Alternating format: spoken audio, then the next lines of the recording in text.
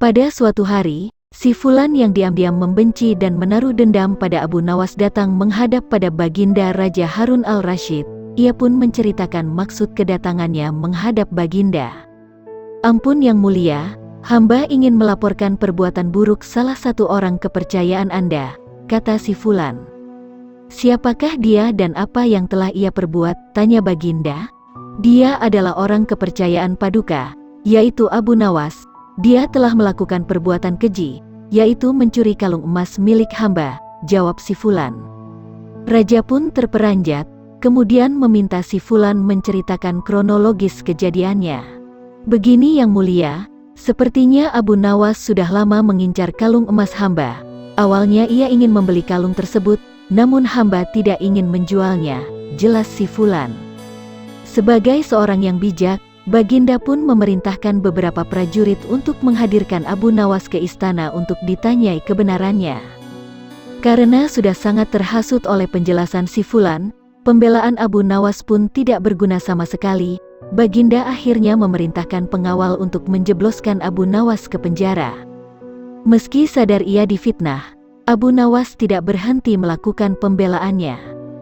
"Tidak Paduka, hamba sama sekali tidak mencuri. Untuk apa hamba mencuri kalungnya?" bela Abu Nawas.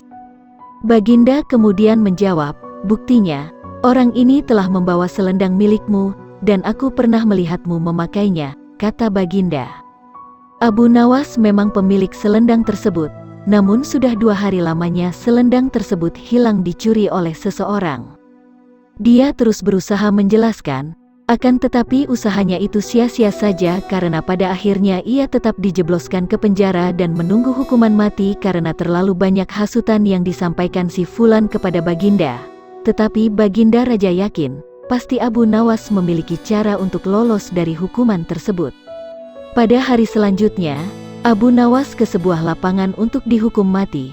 Baginda menanyakan permintaan terakhir Abu Nawas sebelum Abu Nawas dihukum.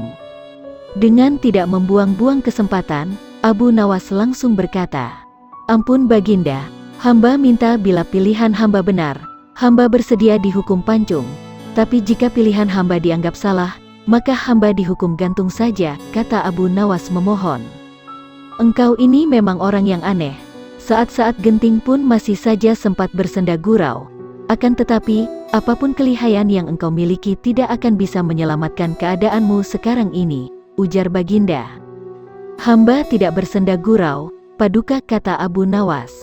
Raja pun semakin terpingkal-pingkal dibuatnya, namun belum selesai raja tertawanya, Abu Nawas berteriak dengan nyaring. "Hamba minta dihukum pancung, hamba minta dihukum pancung," teriak Abu Nawas. Semua orang yang hadir saat itu dibuat kaget. Mereka bertanya-tanya kenapa Abu Nawas membuat keputusan seperti itu. Sementara itu Baginda mulai curiga, ia pun mulai berpikir menelaah tentang maksud kalimat permintaan terakhir dari Abu Nawas tadi. "Baginda, hamba tadi mengatakan bahwa hamba akan dihukum pancung. Kalau pilihan hamba benar, maka hamba dihukum pancung. Tetapi di manakah letak kesalahan pilihan hamba, hingga hamba harus dihukum gantung? Padahal hamba kan memilih dihukum pancung," lanjut Abu Nawas. Tidak disangka, kata-kata Abu Nawas membuat raja tercengang. Baginda pun mulai menyadari, dalam hati Baginda mengakui kehebatan Abu Nawas. Hukuman Abu Nawas pun ditangguhkan mulai saat itu sampai penyelidikan lebih lanjut. Setelah diusut, beberapa hari kemudian barulah diketahui jika Abu Nawas telah difitnah oleh si Fulan. Abu Nawas dilepaskan dari penjara sedang si Fulan pun ditangkap dan dipenjara untuk waktu yang lama.